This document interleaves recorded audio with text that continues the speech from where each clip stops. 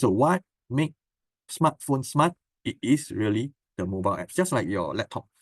When you first buy a laptop with no programs, with no software installed, your laptop is as good as a dead weight, right? For paperweight to hold down the paper.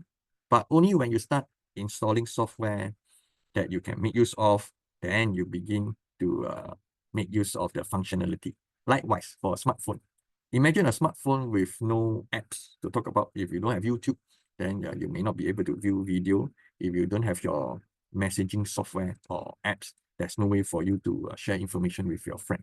All right, therefore, mobile apps is analogous to your Arduino Sketch. As a developer, you can come up with different form of usage.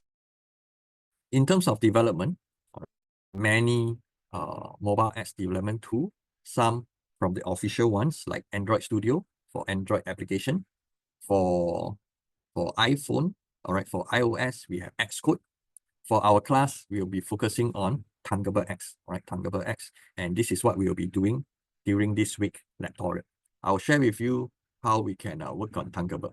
On screen, all right, this is MIT App Inventor, mainly for Android application, all right, mainly for Android application. Therefore, I'm not using App Inventor, but instead I'm using Thunderbird.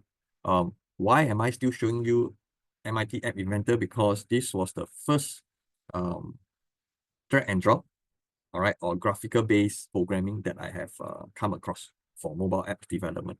And because it is only for Android, I've moved away. I have now, or we are going to use Thunderbird as it supports cross-platform, both iOS and also Android apps. Just a quick questions, all right, for those who are with me now. Do you know, all right, why are there free apps around, right? Anyone? Why are there free apps around? Actually, apps requires development, right? You need time to build up your apps. But why are there free apps?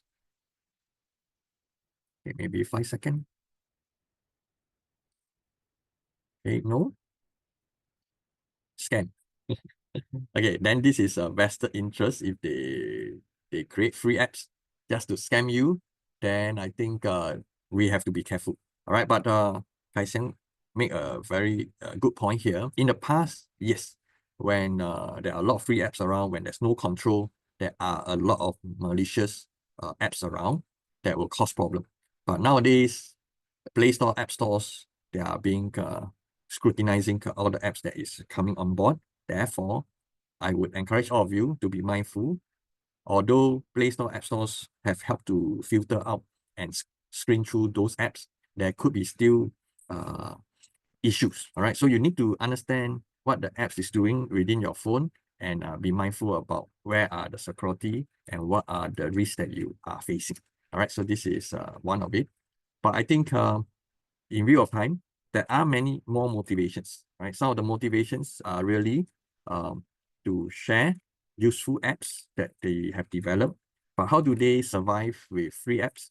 They get revenue through advertisement banner, right?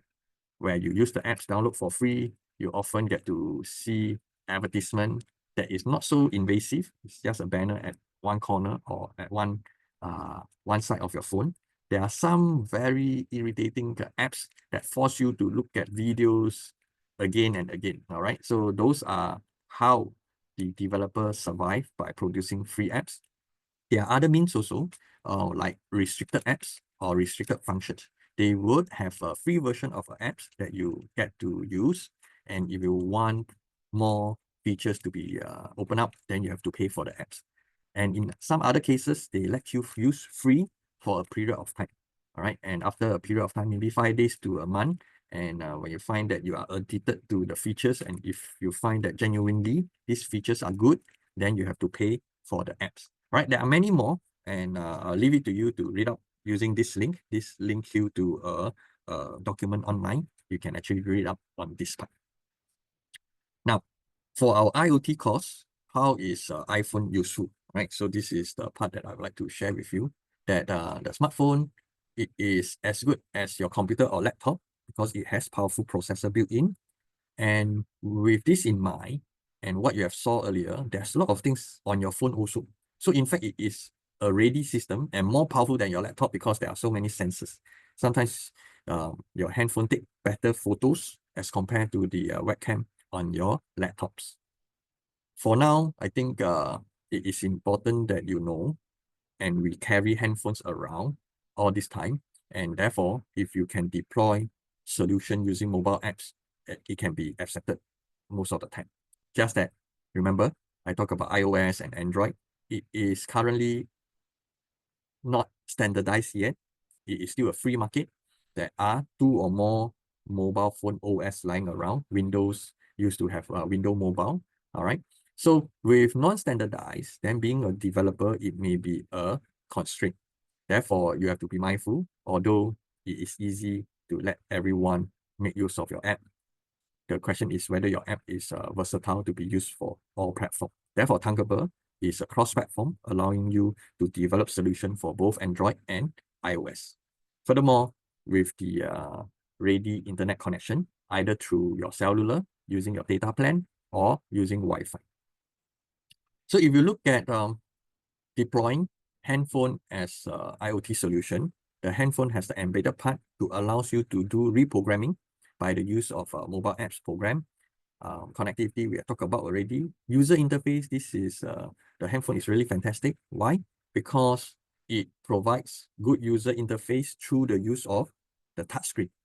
And because of the screen itself, you can design in different buttons, different graphs, different chart, and the creativity is endless, right? You have to embrace how to develop this user interface for your users. In terms of storage, this is the part that the phone itself has inbuilt memory, a lot more as compared to MKR. But if it's not enough, you can also make use of the connection to the internet and store it online. You have also seen, or in some ways, maybe unknowingly, when you share your hotspot, it is actually a bridge to the internet. You are setting up a hotspot to allow MKR to connect to the internet, and this is what I call it as a bridge. In the case of the share a bike, your handphone is also being used as a bridge because whatever the bicycle needs, your phone is providing the data plan. Therefore, handphone can be used as an IoT device. You can use it as a sensor. You can use it as an interface. All right, designing your user interface. It can be a command center and so on. Okay, so handphone is so powerful with so many things, but certain application, it may not be sufficient. All right, for example, if you want it to do other tasks that it does not come with, for example, I want it to have an infrared camera function. Because a phone doesn't come with infrared sensor as in a thermal scanner or thermal imager. Therefore, there are solution or product designer trying to hitch right along with the handphone evolution. Instead of developing a thermal imager, they can come up with sensors that attach to your phone, right? And let the phone do the processing, and they focus on developing that infrared camera solution. So how do we extend, right? We can have additional hardware, and the additional hardware can come in either through wired or wirelessly, right? If it's wired, they can be connected to your phone through earphone jack or your charging point, which is your, currently, I think most phones are using USB-C already as a standard. If it's wireless, you can connect to your phone through cellular, Wi-Fi, Bluetooth, or NFC. Okay, there are many other forms of communication.